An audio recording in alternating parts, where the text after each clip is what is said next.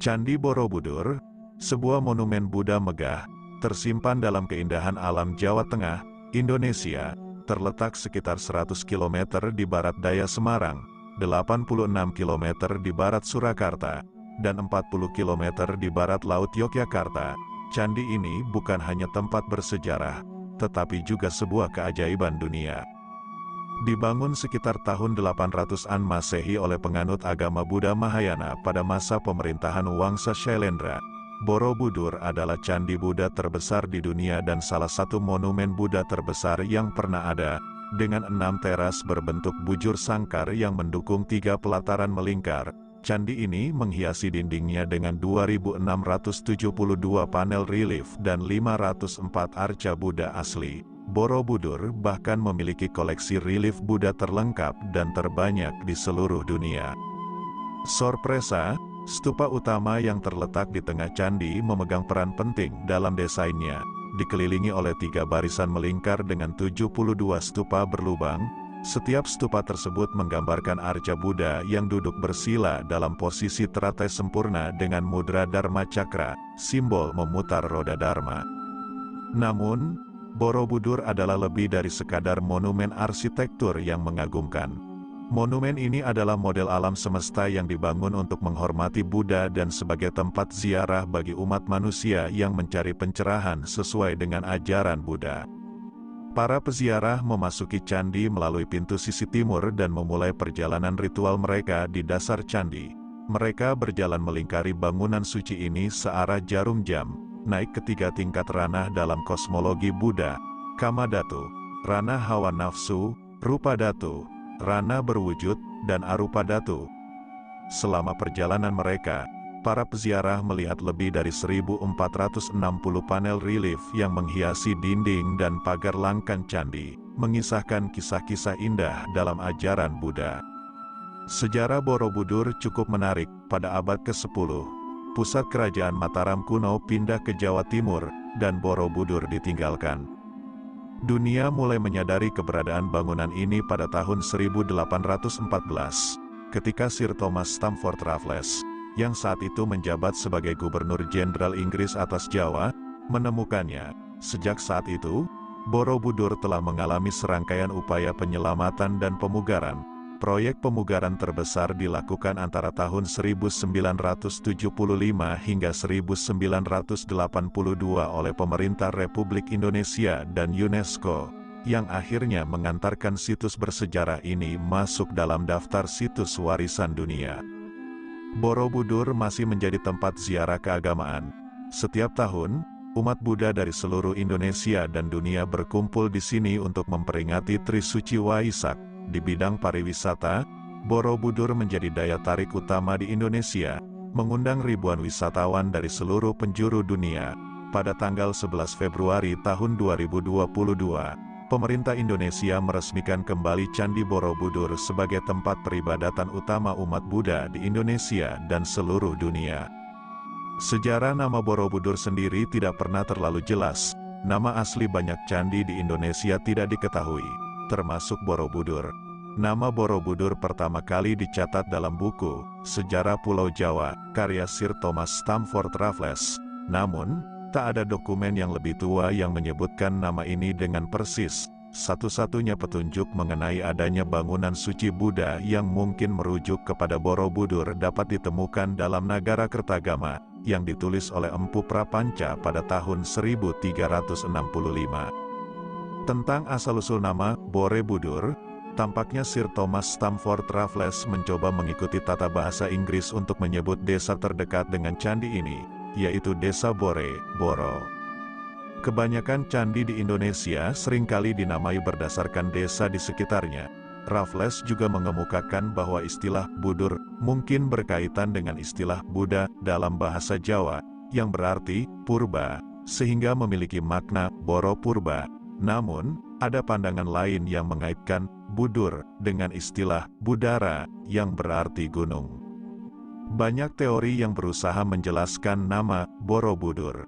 Salah satunya menyatakan bahwa nama ini mungkin berasal dari kata Sambara Budara, yang artinya gunung Budara, dengan teras-teras yang ada di lerengnya. Ada juga etimologi rakyat yang mengusulkan bahwa Borobudur berasal dari ucapan para Buddha yang mengalami perubahan bunyi menjadi Borobudur. Penjelasan lain menyebutkan bahwa nama ini mungkin berasal dari dua kata, yaitu bara dan beduhur. Kata bara konon berasal dari kata vihara, sedangkan beduhur berarti tinggi, atau dalam bahasa Bali berarti di atas. Dengan demikian, Borobudur dapat diartikan sebagai sebuah biara atau asrama yang terletak di tanah tinggi. Pandangan tentang Borobudur tidak hanya berkisar pada namanya saja. Sejarawan J.G. de Kasparis dalam disertasinya pada tahun 1950 mengusulkan bahwa Borobudur adalah tempat pemujaan.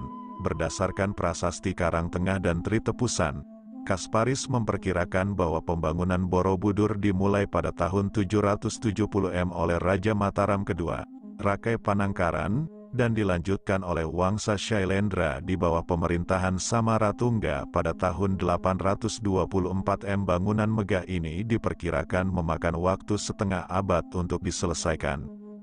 Tidak ada bukti tertulis yang mengungkap siapa yang membangunnya dan tujuan sebenarnya dari candi ini. Para ahli sejarah mencoba memecahkan teka-teki ini dengan merunut waktu pembangunannya. Diperkirakan Borobudur dibangun sekitar tahun 800 Masehi, selama masa kejayaan Wangsa Shailendra di Jawa Tengah. Namun, pada saat itu, terdapat perbedaan pandangan agama. Wangsa Shailendra dikenal sebagai penganut agama Buddha aliran Mahayana yang taat. Tetapi temuan prasasti Sojomerto mengindikasikan bahwa mereka mungkin awalnya beragama Hindu Siwa.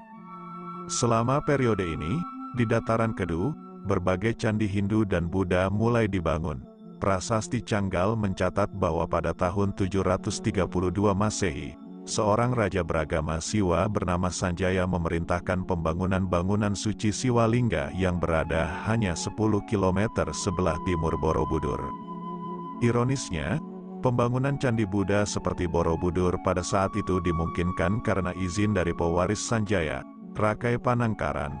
Ia bahkan memberikan desa Kalasan kepada komunitas Buddha sebagai tanda penghargaan atas pembangunan candi Kalasan yang didedikasikan untuk memuliakan Bodhisatwa Dewi Taraf. Prasasti Kalasan yang berasal dari tahun 778 Masehi mencatat peristiwa ini. Pentingnya dicatat bahwa pada masa tersebut, agama tidak menjadi sumber konflik yang serius. Seorang raja Hindu bisa dengan damai mendukung pembangunan candi Buddha, dan sebaliknya.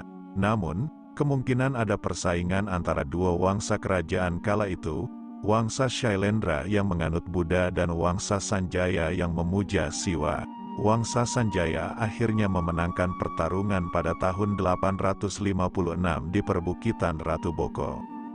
Misteri semakin tebal ketika kita mempertimbangkan Candi Roro Jonggrang di Prambanan, yang dipercayai dibangun oleh Rakai Pikatan sebagai jawaban Wangsa Sanjaya untuk menyaingi Borobudur milik Wangsa Shailendra.